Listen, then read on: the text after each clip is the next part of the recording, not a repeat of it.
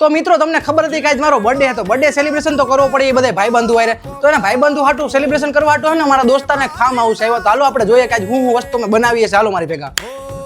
તો જો આ બધા મારા ભાઈબંધુ હે ને મસ્ત ને એવું કામ કરે છે. હવે આપણે આજના હે ને રસોઈમાં આપણે બનાવવાનું છે પનીરનું શાક બનાવવાનું છે. પનીરના શાક માટે આપણે પનીર ઘરે જ બનાવવાનું છે, તો એના માટે આપણે જો દૂધ લઈ લીધા છે. તો મિત્રો દૂધ આપણે બધું અંદર નાખી દીધું, તો હવે આપણે એને ગરમ કરીએ ને પનીર બનાવીએ. ચાલો તો મિત્રો આપણે દૂધ ફાડવા માટે ને પેલા દહીં તો નાખી દીધું, તો દહીંથી વધારે દૂધ નહીં ફાટે કારણ કે અમૂલનું દૂધ છે ને, તો આપણે એના માટે ને થોડુંક લીંબુ નાખવું પડશે. તો મિત્રો પનીર બની ગયું ને, તો આપણે હવે ને પેક કરી દઈએ. આવો જો ફૂલ ગરમ છે અત્યારે ઓલરેડી. તો મિત્રો પનીર તો થઈ ગયું, આપણે પનીર જોઈએ કેવું થઈ ગયું આપણે. હાલો પનીર જો મસ્ત ટકાટક